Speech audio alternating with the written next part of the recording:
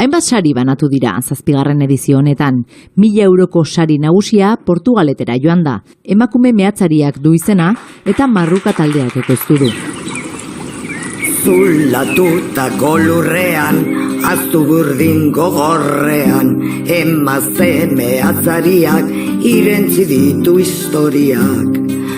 Pentsatu genuen egin genuela mehatzen inguruko zeozer, ezta? Eta pentsatu genuen, badago hor karterrietan eta orokorrean gure zonaldean eta emakume mehatzarien inguruko historia izkutu bat, ezta? Askotan hitz egin edo entzun izan duguna, egon bat izan zirela emakume mehatzariak, baina igual mehatzetan beretan lan egiten ez dutenak, baina hori mehatza garbitzen edo beste hainbat lan egiten mehatzaritza aurrera joateko, eta inoiz ez da horren inguruan hitz egin edo oso gutxi idatzi da, ezta?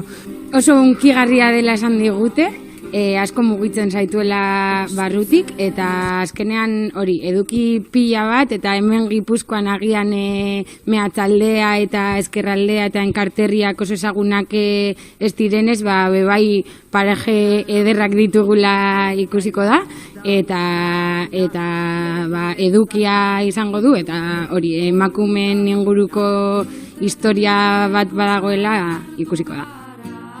Komunikabide autogestionatu bat garen ez bebai horrelako txapelketek eta ematen dizute aukera zure proiektua autofinantzatzeko modu bat lortzeko. Orduan oso ideia interesgarria iruditu zaigu hori materiala eta proiektuarekin aurrera jarraitu ahal izateko baliabideak lortzeari. Gainera, proiektu honek publikoaren saria ere jaso du. Eta heldutan oso lan anitzek izan dituk. Nidakiala ez gai gerrepikau.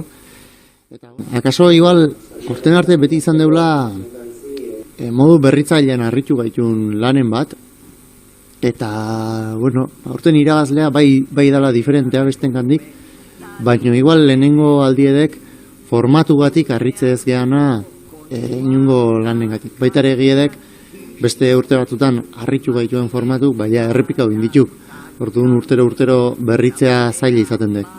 Baina, orokorren ondan mailakin guztua gerek.